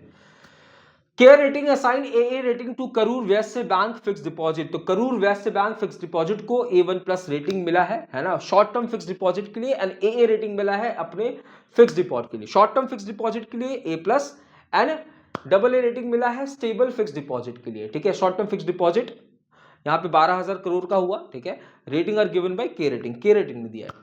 इसके बाद IDFC first bank is the first Indian bank to offer real time tracking of money sent abroad through SWIFT network. तो यहाँ पे देखिए आईडीएफसी बैंक ये पहली बैंक बन गई है जो कि स्विफ्ट नेटवर्क के साथ कोलैबोरेट करके ये ट्रैक करने का बात करेगा कि भैया जो क्रॉस बॉर्डर मनी ट्रांसफर हो रहा है वो कहाँ जा रहा है, ठीक है, कहां जा रहा है, इसको ट्रैक करने का बेसिकली काम करने वाला। This service is available for वो कस्टमर्स जो कि लिबरलाइज्ड रेमिटेंस स्कीम का इस्तेमाल करते हैं अलग अलग प्रोसेस के लिए। याद रखना आप 2.5 लाख तक रेमिट कर सकते हैं पर financial year under this particular liberalised remittance scheme. SBI unveils innovation hub at Singapore fintech festival. तो सिंगापुर फिनटेक फेस्टिवल के अंदर SBI एंड एपेक्स ने लॉन्च किया है SBI इनोवेशन हब। मोटिव है financial innovation, digital transformation and financial inclusivity.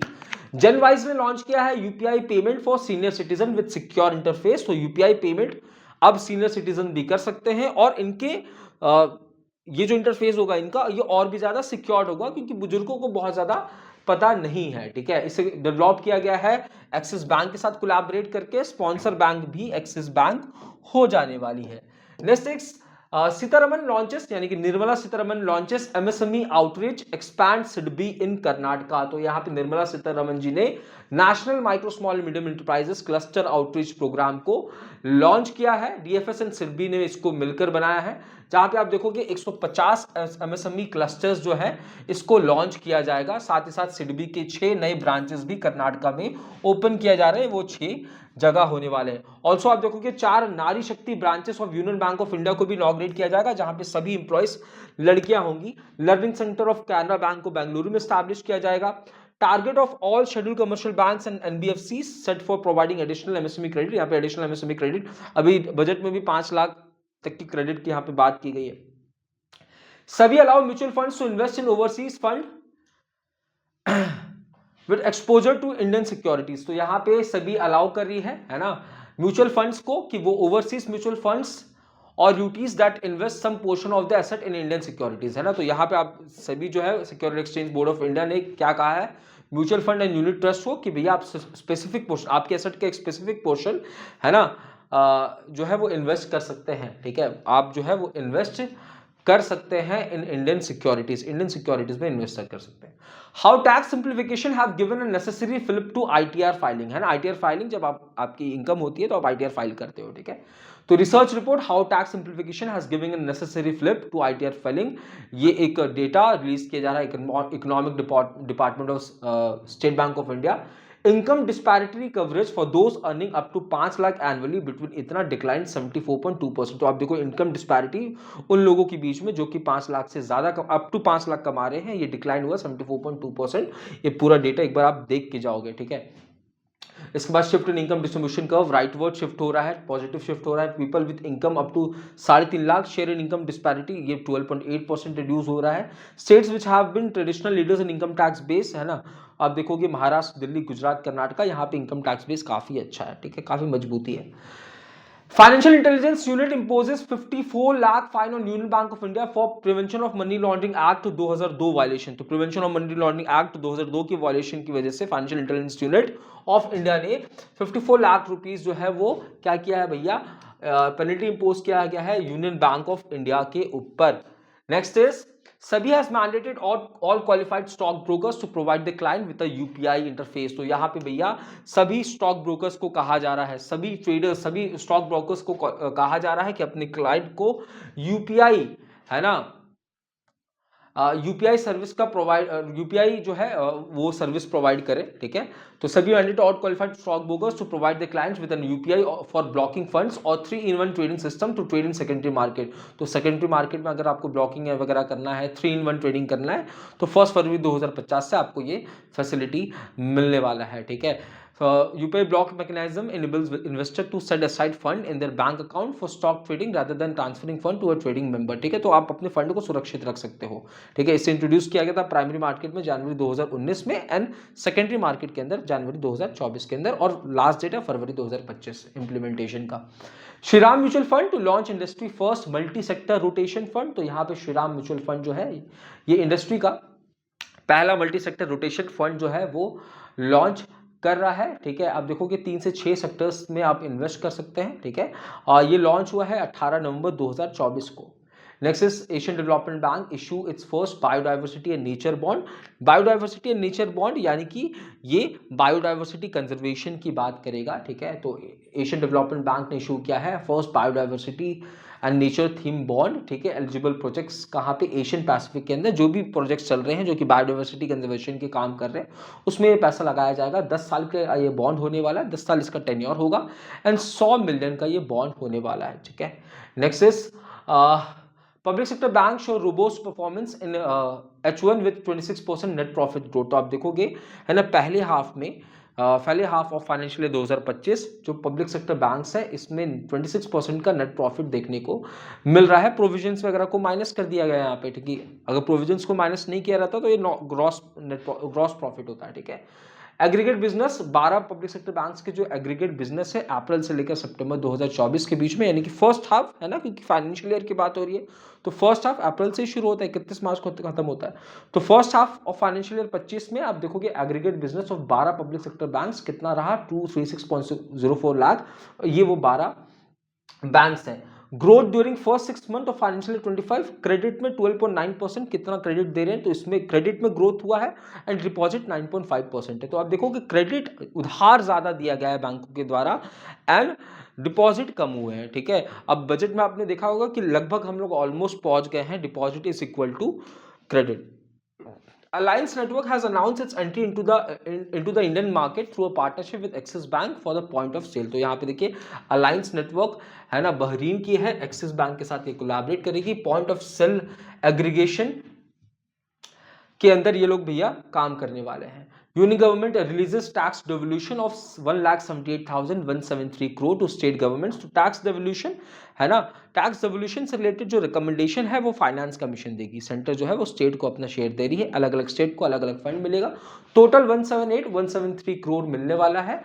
Uttar Pradesh को सबसे ज्यादा 31962 फंडिंग मिलने वाला है। ठीक है, आई रिजर्व पे ने लॉन्च किया है वेंचर इन्वेस्टमेंट प्रोग्राम, है ना, in partnership with VC, venture capital के साथ पार्टनरशिप करके। तो रिजर्व पे पीक 15 लाइट स्पीड ने लॉन्च किया है रिजर्व पे वेंचर इन्वेस्टमेंट प्रोग्राम, है ना।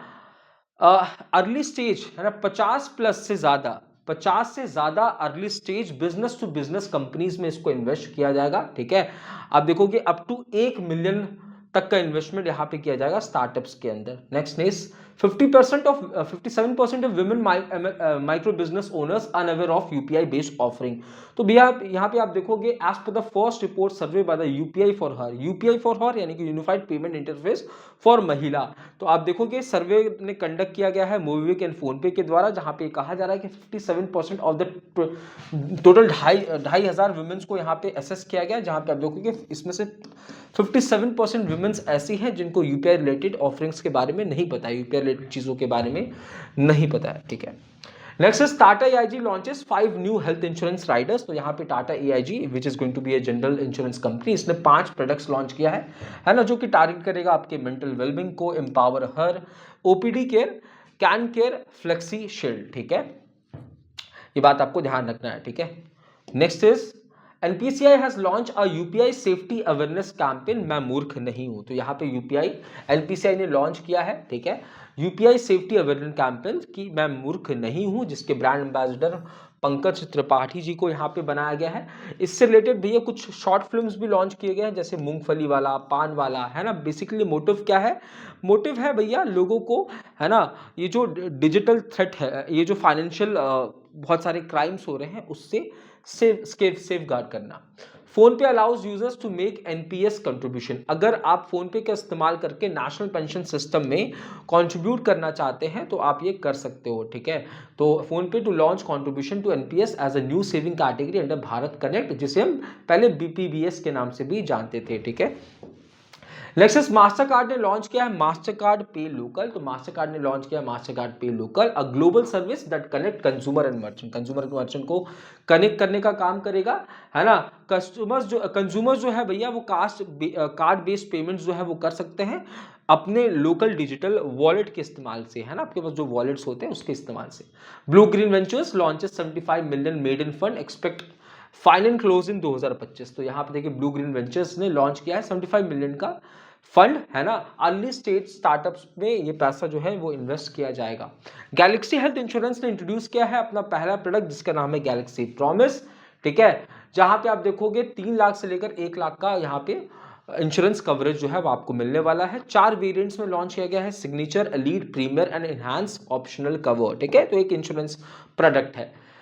होलसेल प्राइस इंडेक्स इन्फ्लेशन जिसका बेस ईयर 2011-12 है, ये इसमें वो बास्केट ऑफ गुड्स के बारे में बात होती है जो कि होलसेल मार्केट में बेचा जाता है। तो wholesale price index inflation source to 4 month high of 2.36% October amid surge in food prices. तो आप देखोगे होलसेल प्राइस इंडेक्स इन्फ्लेशन जो है ये कितना है भैया, सितंबर 2024 में 1.84% था एंड ये बढ़कर 2.36% हो जा रहा है अक्टूबर के अंदर। ये बात भी आपको ध्यान रखना है। ठीक है, Matrimony.com launches weddingloan.com, a fintech platform for wedding loans। तो यहाँ देखिए Matrimony.com जो है ना, weddingloan.com एक फिनटेक प्लेटफॉर्म को लॉन्च कर रहा है, फाइनेंशियल टेक प्लेटफॉर्म को लॉन्च कर रहा है।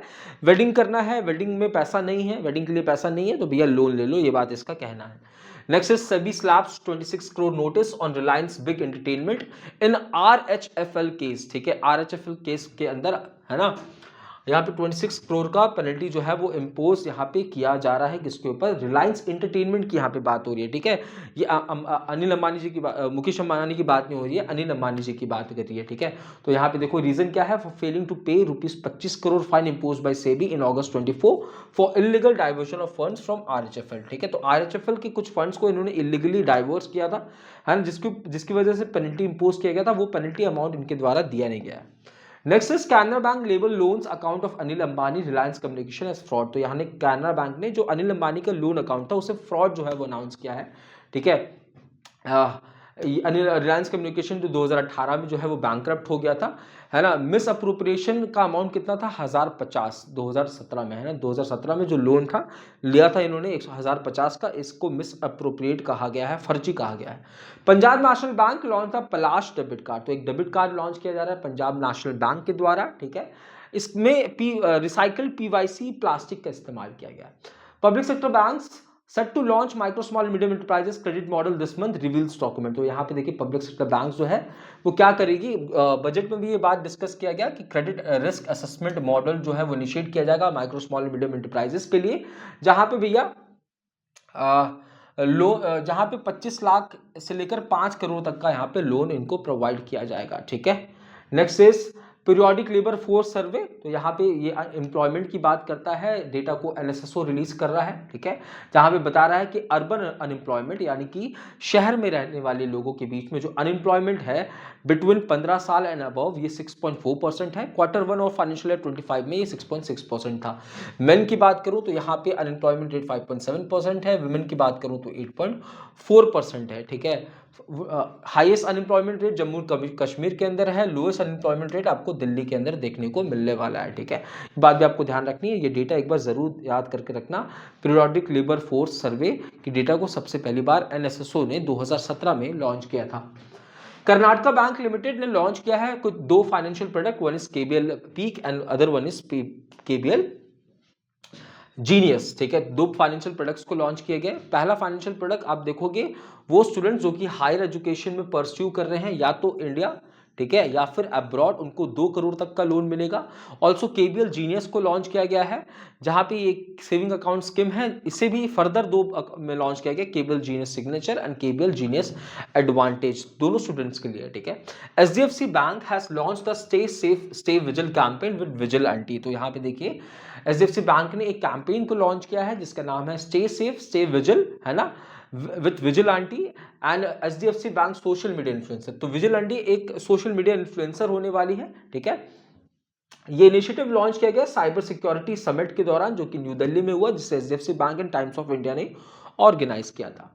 State Bank of India partnered with जागृति यात्रा 2024 टू सपोर्ट यंग एंटरप्रेन्योर्स। तो जागृति यात्रा है ना, तो state Bank of India and जागृति यात्रा 2024 ये दोनों कोलैबोरेट कर रहे हैं, जहां पे 500 यंग एस्पिरेंट्स जो कि एंटरप्रेन्योर्स की अपॉर्चुनिटी ढूंढ रहे हैं, मेंटोरशिप ढूंढ रहे हैं, उनको यहाँ पे मदद किया जाएगा, ठीक है। जागृति यात्रा जो है ये 8000 किलोमीटर का 15 दिनों का, है ना, एंटरप्रेन्योर जर्नी होने वाला है, जहां पे युवाओं को ट्रेनिंग वगैरह प्रोवाइड की जाएगी, मेंटोरशिप प्रोवाइड किया जाएगा, फाइनेंशियल एड जो है वो प्रोवाइड की जाएगी। पर यहाँ पे टारगेट किया जा रहा है टायर 2 एंड टायर 3 सिटीज को। SBI Horniman circles marks 100 year of legacy. तो यहाँ पे देखिए एसबीआई जो है वो 100 साल SBI celebrated 100 years of its Horniman circle branch, है ना, मुंबई वाले जो सर्कल ब्रांच है इसका 100 साल सेलिब्रेट कर रहा है, जिस वजह से 100 का एक कम्मेमोरेटिव कॉइन जो है लॉन्च किया गया है। Sitharaman unveiled coin and 5th volume the evolution of State Bank of India. तो कैसे कैसे state Bank of India evolve होता है ना, तो उसके लिए भी चीजें यहाँ पे लॉन्च की जा रही है। भारत संजीवनी कृषि उत्थान इनिशिएटिव, तो यहाँ पे देखिए इंडस्ट्रियल बैंक एंड बीएफआईएल यानी कि Bharat financial inclusion limited and ministry of agriculture, ये तीनों कोलैबोरेट कर रहे हैं भारत संजीवनी कृषि उत्थान इनिशिएटिव के लिए, है ना। ये गवर्नमेंट को जो है वो सपोर्ट करेगा बेसिकली, है ना, प्रोडक्टिविटी वगैरह इन्हांस किया जाएगा, सस्टेनेबल एग्रीकल्चर प्रैक्टिस को इंप्लीमेंट करने की बात की जा रही है, सोशो इकोनॉमिक कंडीशंस को बेहतर बनाने की जा रही है। 11 स्टेट्स के अंदर इसे लॉन्च किया जा रहा है। Next is government planning to sell stakes in 4 state run bank to comply with SEBI norms. तो यहाँ पे गवर्नमेंट क्या कर रही है भाई, सेंटर जो है अपनी जो माइटी स्टेक्स है 4 गवर्नमेंट बैंक्स के अंदर, इसको जो है वो बेचने की बात कर रही है। कौन कौन सी वो बैंक है, central bank, Indian overseas bank, UCO bank and Punjab and Sind bank. देखिए, है ना, यहाँ पे क्या कहा गया था, यहाँ पे कहा गया था सेबी के द्वारा सभी लिस्टेड कंपनी को अपनी सभी लिस्टेड जो कंपनीज है उनको 25%, है ना, कोई भी लिस्टेड कंपनीज है, ठीक है, कि स्टॉक मार्केट में जितने भी लिस्टेड कंपनीज है उसको 25% तो भैया पब्लिक के लिए अपने शेयर रखने होंगे। अब देखो यहाँ पे सेंटर का शेयर कितना है बैंक ऑफ इंडिया में, सेंट्रल बैंक ऑफ इंडिया में 93% है, तो इसको 75% करना होगा, इसको भी 75%, इसको भी 75% करना होगा, है ना। रिसेंटली अगर आपको याद हो LIC को यहाँ पे एक्सटेंशन मिला था इसी चीज के लिए, कितने साल का बताओ। Navi climbs UPI leader board for second consecutive time, now 5th largest. तो यहाँ पे देखिए Navi become the 4th largest player in UPI market share in October 2024 विद 157.51 मिलियन ट्रांजेक्शन। तो आप देखो कि नवी के इस्तेमाल करके कितने नंबर ऑफ यूपीआई ट्रांजेक्शन हम लोग कर रहे हैं अक्टूबर 2024 में, तो 157.51। इसके बाद आप देखोगे of all the UPI payment सबसे ज्यादा इस्तेमाल फोन पे का किया जा रहा है ना। Of all the transactions 47.6%, Google 37.39%, Paytm 7.02% and Navi 0.95%। अब देखो 0.95% ही ट्रांजेक्शन है, बट ये कितना है 157.51 मिलियन। तो सोचो कितने ट्रांजेक्शन यहाँ पे हो रहे हैं। Finance ministry set a new rules for government own entities. तो यहाँ पे देखिए finance ministry of finance brought CPC classified as NBFC under minimum annual dividend payout norm of 30% of profit after tax और 4% of net worth whichever is higher, ठीक है।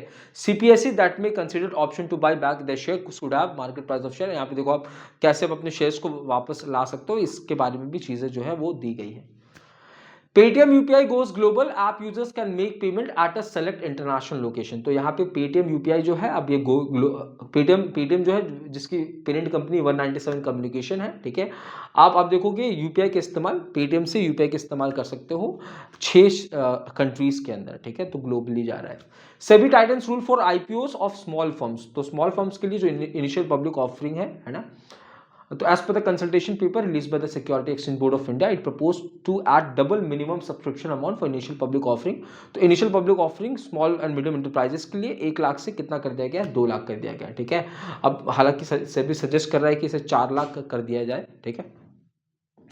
Next is NSE revises norm for stock listed on other exchange। तो National Stock Exchange revised eligibility criteria for stock listed on other exchange to get directly listed on its main board platform। तो यहाँ पे NSE बोल रहा है कि ऐसे stocks जो कि किसी और प्लेटफॉर्म BSE में लेट्स से लिस्टेड है और आपके मेन बोर्ड प्लेटफॉर्म में आना चाहते हैं, उसके लिए कुछ क्राइटेरिया है, उसको रिवाइज किया गया है 1 दिसंबर 2024 से। Minimum net worth of such companies, अगर आपको NSE की मेन बोर्ड में आना है तो आपकी मिनिमम नेटवर्थ जो है 75 करोड़ होनी चाहिए, है ना। और for each of 3 previous year, है ना। पहले ये 10 करोड़ का क्राइटेरिया था, अब इससे कहा गया कि पिछले 3 सालों में 75 करोड़ होना चाहिए। If not listed security should have a market cap of over 1500 crore का मार्केट कैप होना चाहिए for 6 month prior to filing an application for listing NSE में लिस्ट होने से पहले, है ना। 6 महीने पहले तक 1500 करोड़ का मार्केट कैप होना चाहिए। तो यहाँ पे बेसिकली ऐसे एंटिटीज जो कि किसी और स्टॉक एक्सचेंज में लिस्टेड है और NSE में लिस्टेड होना चाहती हैं, उनके लिए नॉर्म्स है। Yes bank partners with Vegapay to provide credit line on UPI. तो यहाँ पे क्रेडिट लाइन ऑन यूपीआई जो है वो प्रोवाइड यहाँ पे की जाएगी, ठीक है। Credit line on UPI, Yes bank and Vega pay जो है वो पार्टनर कर रही है, जहां पे हम लोग क्रेडिट लाइन ऑन यूपीआई को इनिशिएट करने की यहाँ पे बात हो रही है।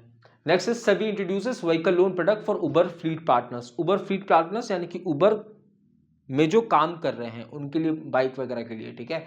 तो 2 व्हीलर्स के लिए लॉन्च किया गया होगा ये, है ना। हाँ, तो SBI ने इंट्रोड्यूस किया customize vehicle loan product for Uber fleet partners to support the growth, है ना। ये बात ध्यान रखना है। इंडस्ट्रियल बैंक एंड यूनिसेफ यानी कि यूनाइटेड नेशंस चिल्ड्रन फंड, ठीक है, collaborate to strengthen climate risk management. तो क्लाइमेट रिस्क मैनेजमेंट के लिए इंडस्ट्रियल बैंक एंड यूनिसेफ जो है वो कोलैबोरेट कर रहे हैं, ठीक है।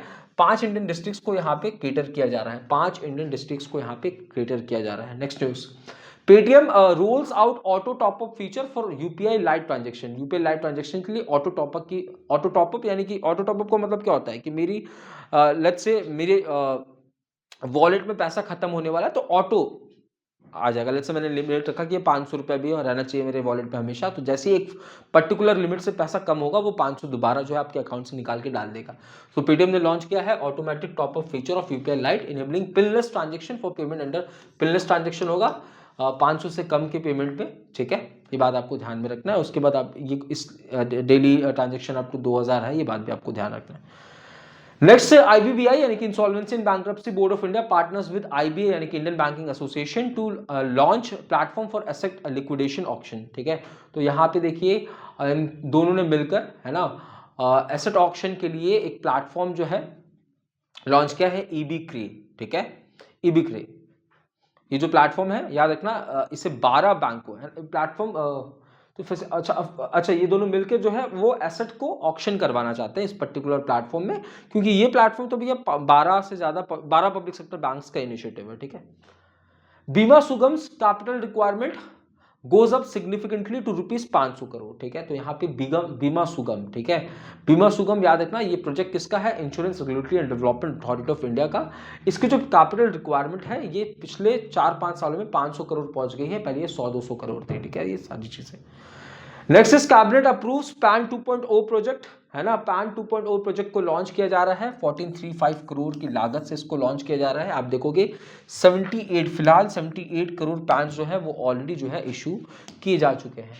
CSB bank has unveiled the SME turban loan, ठीक है, small and medium enterprises turban loan को इनिशिएट किया जा रहा है सीएसबी बैंक के द्वारा। एमएसएमई को क्रेडिट फैसिलिटी प्रोवाइड करने के लिए 5 करोड़ तक आपको क्रेडिट फैसिलिटी मिलने वाला है, ठीक है। Next is RBL bank to launch co branded credit card Mahindra finance के साथ मिलकर, तो एक को ब्रांडेड क्रेडिट कार्ड लॉन्च किया जा रहा है RBL bank and Mahindra bank के बीच में एक कोलैबोरेशन हो रहा है, ठीक है।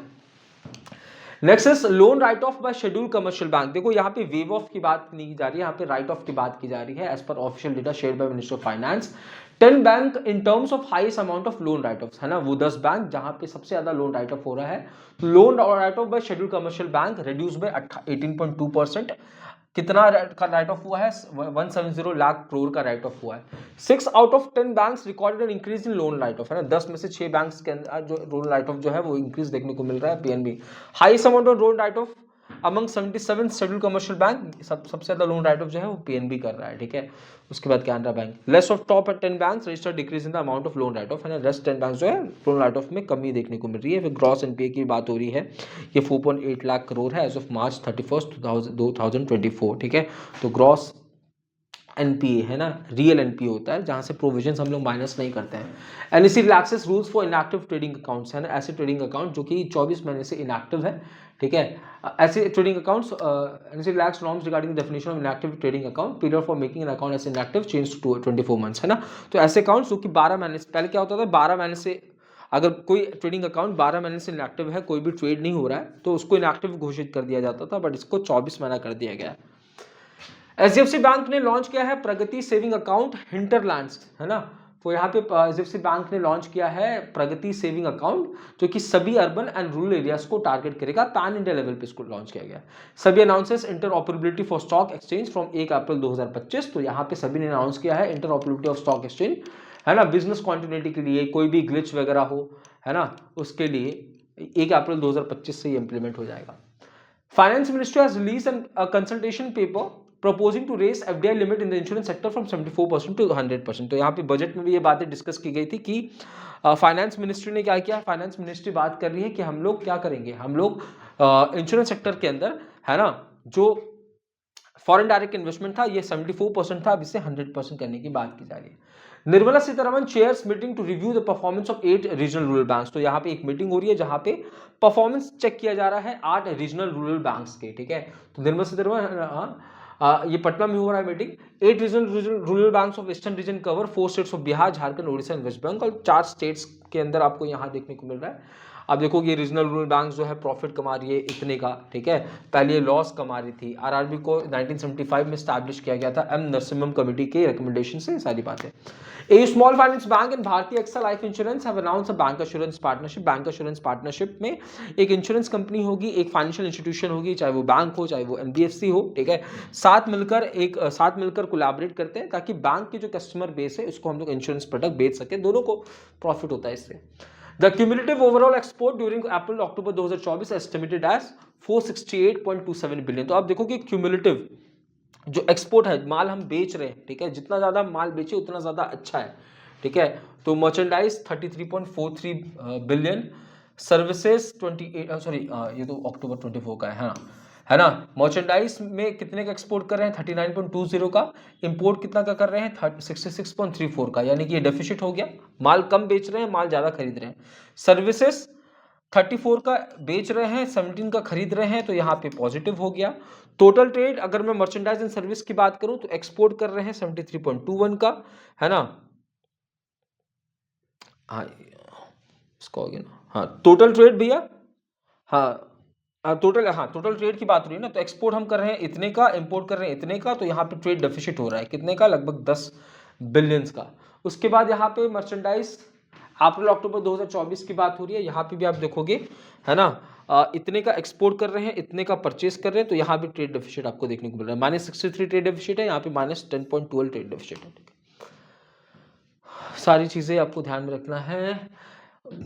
Asian development bank has approved a 241.3 million loan to approve electricity distribution West Bengal. तो वेस्ट बंगाल के अंदर इलेक्ट्रिसिटी डिस्ट्रीब्यूशन के लिए जहाँ पे लोन ग्रांट किया जा रहा है एशियन डेवलपमेंट बैंक के द्वारा, जिसका 69th मेंबर कंट्री कौन बना था, तो इजराइल बना था। कितने का लोन है, 241.3 मिलियन का लोन है, ठीक है। 8.96 मिलियन कस्टमर्स को इससे फायदा पहुंचेगा वेस्ट बंगाल के 7 डिस्ट्रिक्ट्स के अंदर। उत्तराखंड लिवेबिलिटी इंप्रूवमेंट प्रोजेक्ट, तो यहाँ पे उत्तराखंड को बेहतर बनाने के लिए government of India nation development bank के बीच में कोलैबोरेट हुआ है, जहाँ पे 200 मिलियन का लोन्स प्रोवाइड किया जाएगा, जहाँ पे उत्तराखंड के अंदर water supply, sanitation, urban mobility को बेहतर बनाने की बात की जा रही है, और इसे लॉन्च किया जा रहा है उत्तराखंड लिवेबिलिटी इंप्रूवमेंट प्रोजेक्ट के अंदर, ठीक है। नेक्स्ट इज IFC यानी कि international finance corporation participate in Bajaj finance $1 billion fund raise to help boost climate finance and power women in India. तो यहाँ पे देखिए IFC जो कि पार्ट है वर्ल्ड बैंक का प्लस बजाज फाइनेंस, ये दोनों कोलैबोरेट कर रहे हैं। 400 मिलियन का इन्वेस्टमेंट होगा out of 1 billion fund raising, जहाँ पे हम लोग आप देखोगे ईवीज के ऊपर काम करेंगे, वुमेन एम्पावरमेंट वगैरह के लिए काम करने वाले हैं। हुडको to land 11,000 crore for construction of Amaravati greenfield capital city. तो यहाँ पे देखिए आप देखोगे अमरावती ग्रीनफील्ड कैपिटल सिटी कहाँ पे बन रहा है, आंध्र प्रदेश के अंदर बन रहा है। इसकी कैपिटल है बेसिकली, यहाँ पे 11,000 करोड़ जो है इन्वेस्ट करेगी कौन, हुडको, ठीक है। टोटल अमरावती फेज 1 को 26,000 करोड़ में बनाया जाएगा, ठीक है, जिसमें से आप देखो कि 15,000 करोड़ जो है वो ADB और वर्ल्ड बैंक भी दे रही है। EIB यानी कि European investment bank global provides 300 million euro loan for Bengaluru सब अर्बन रेलवे। तो बेंगलुरु सब अर्बन रेलवे के लिए, है ना, यूरोपियन इन्वेस्टमेंट बैंक 300 यूरो का यहाँ पे लोन प्रोवाइड कर रही है, ठीक है, बेंगलुरु सब अर्बन रेलवे प्रोजेक्ट के लिए, ठीक है। इक्विटी फंडेड मॉडल होने वाला है, ठीक है, 4 कॉरिडोर्स में यहाँ पे डिवाइडेड है, मेट्रोज वगैरह डेवलप किया जाएगा। World bank and ADB have granted loan worth rupees 13,500 crore for Amravati development project. तो 13,500 करोड़ अभी हुडको देखा हमने, अब इसके बाद हमने वर्ल्ड बैंक एंड ADB देखा। So next news is Asian development bank increases climate finance backed by US Japan pledge. तो यहाँ पे देखिए एशियन डेवलपमेंट बैंक जिसकी 69th मेंबर कंट्री इजराइल बनी है, ठीक है। तो ये क्लाइमेट रिलेटेड लेंडिंग करने वाला, यानी कि ऐसे इंफ्रास, ऐसे इनिशिएटिव्स में पैसा लगाएगा जो कि क्लाइमेट चेंज को मिटिगेट करने का काम करेगी। 7.2 बिलियन का होने वाला है, ठीक है। और आप देखोगे US एंड जापान के बाद ADB जो है इस पर्टिकुलर फील्ड में उतर रही है, agree to underwrite risk for some existing loans. तो कुछ एग्जिस्टिंग लोन्स के ऊपर US जापान जो है एग्री कर रही है टू अंडरराइट द रिस्क, ठीक है। Next is Palestine thanks India for 2.5 million financial aid to its UN agency. तो यहाँ पे इंडिया ने प्रॉमिस किया था पैलेस्टीन को कि हम लोग $5 मिलियन का जो है वो एड आपको प्रोवाइड करेंगे। $2.5 मिलियन का एड ऑलरेडी प्रोवाइड हो चुका है, और अब $2.5 मिलियन का यानी कि जो रिमेनिंग एड था वो इंडिया प्रोवाइड कर रही है, और इसलिए पैलेस्टीन जो है वो धन्यवाद कह रही है, ठीक है। तो यहाँ पे पैलेस्टीन के लिए आप देखोगे United Nations relief and work agency for Palestine refugee in the near east. तो इसके लिए यूनाइटेड नेशंस की आपको एक बॉडी भी देखने को मिलेगी, तो इंडिया फंडिंग यहाँ कर रही है। Next is world bank has approved 2365.5 crore project called केरा। केरा प्रोजेक्ट कहाँ का है, केरला का है। तो वर्ल्ड बैंक है ना, world bank, IMF, this are called sister banks. इन दोनों को सिस्टर बैंक्स कहा जाता है। ब्रेटन वुड कॉन्फ्रेंस के बाद स्टैब्लिश किया गया था। So Kerala climate resilient agri value chain modernisation project के लिए यहाँ पे वर्ल्ड बैंक जो है वो 2365 करोड़ का इन्वेस्टमेंट करने वाली है, ठीक है। जिसमें आप देखोगे 1655.85 करोड़ जो है वर्ल्ड बैंक जो है पैसा लगाएगी। 709 जो है ये केरला गवर्नमेंट लगाने वाले हैं। एग्रीकल्चर रिसिलियंट एग्रीकल्चर की यहाँ पे बात हो रही है। Government of India and ADB sign 98 million का loan to promote plant health management in India का हॉर्टिकल्चर। तो हॉर्टिकल्चर है ना को इन्हांस करने के लिए, ठीक है, हॉर्टिकल्चर प्रोडक्टिविटी को इन्हांस करने के लिए यहाँ पे India and Asian development bank के बीच में 98 मिलियन का लोन डील साइन हो रहा है। नेक्स्ट इज ACC यानी कि appointment committee of the cabinet ने अपॉइंट किया है त्रिपाठी जी को as MD CEO of digital India corporation. तो डिजिटल इंडिया कॉर्पोरेशन के नए MD CEO Akash Tripathi, present में ये माई गवर्नमेंट के सीईओ भी होने वाला है। Next news is SBI appoints Debashish Mishra as CGM यानी कि चीफ जनरल मैनेजर। अगर आपको याद हो, 5 नेशनलाइज्ड बैंक के अंदर सीजीएम की पोस्ट को इनिशिएट करने की बात हम लोग कर रहे थे, जो न्यूज हमने डिस्कस किया। और यहाँ पे जो न्यू दिल्ली सर्कल है, न्यू दिल्ली सर्कल वाली ब्रांच है एसबीआई की, उसके सीजीएम अपॉइंट किए जा रहे हैं देबाशीष जी को। नेक्स्ट इज पीफ्रेडा यानी कि pension fund regulatory and development authority ने अपॉइंट किया है चित्रा जयसीमा को as NPS trust board chairperson. तो एनपीएस ट्रस्ट बोर्ड चेयरपर्सन की है ना, चेयरपर्सन चित्रा जयसीमा, ये बात आपको ध्यान रखना है, ठीक है। Visa announces Rishi Chhabra as new country manager for India. तो वीजा इंडिया के कंट्री मैनेजर कौन अपॉइंट किए गए हैं? ऋषि छाबरा जी अपॉइंट किए गए हैं। मॉर्गन स्टैनली ने टेड पिक को अपना चेयरमैन अपॉइंट किया है। मॉर्गन स्टैनली ने टेड पिक को अपना चेयरमैन अपॉइंट किया गया है। इनका टेन्योर जनवरी 2025 से शुरू हो चुका है। ये प्रेजेंट में कौन सी पोर्टफोलियो संभाल रहे हैं? तो चीफ एग्जीक्यूटिव ऑफिसर की portfolio. Security exchange board of India ने अपॉइंट किया है विजय चंडोक को as MD CEO of national security depository, ठीक है, MD CEO of national security depository limited, ठीक है। फिलहाल ये एमडी सीईओ है आईसीआईसीआई सिक्योरिटीज के अंदर। ये अपॉइंटमेंट 5 सालों के लिए हो रहा है। और आज की आखिरी न्यूज है, नंद किशोर जी को अपॉइंट किया जा रहा है as MD CEO of SBI funds management. तो ये हमारे क्या थे? Banking awareness and financial awareness के न्यूज थे नवंबर 2024 के। अब इसके बाद हम लोग डिस्कस करेंगे नवंबर के आरबीआई के न्यूज को, नवंबर के आरबीआई के न्यूज को। उसके बाद हम लोग दिसंबर के बीएफए, एंड देन एक सेशन में हम देखेंगे आरबीआई के न्यूज को, फिर ऐसे जनवरी देखेंगे, फेब देखेंगे, है ना। तो आपके एग्जाम्स तक ये सारे इंपॉर्टेंट टॉपिक्स मैं कवर कराने वाला हूं, बट कंसेप्ट वाले न्यूज जो है वो मैं आगे रखने वाला हूं, क्योंकि उसमें थोड़ी सी बातें हम ज्यादा करेंगे। एंड फिर दो बॉडीज के बीच में एमओयू हो रहा है, किसी का अपॉइंटमेंट हो रहा है, इसमें कोई कंसेप्ट वाली बातें नहीं है, तो बहुत ज्यादा डेप्थ में डिस्कस नहीं करेंगे, इसको हम लोग भगा के चलेंगे। बट जहां पे कंसेप्ट वाली चीजें होंगी वहां पे हम लोग कंसेप्चुअल चीजों को थोड़ी सी डेप्थ में देखने की कोशिश करेंगे, ठीक है। तो यहां तक आज के सेशन को रखता हूं, मिलते हैं अपने नेक्स्ट वीडियो में। तब तक के लिए मैं शुभम सिंघल विदा लेता हूं। जय हिंद, जय भारत।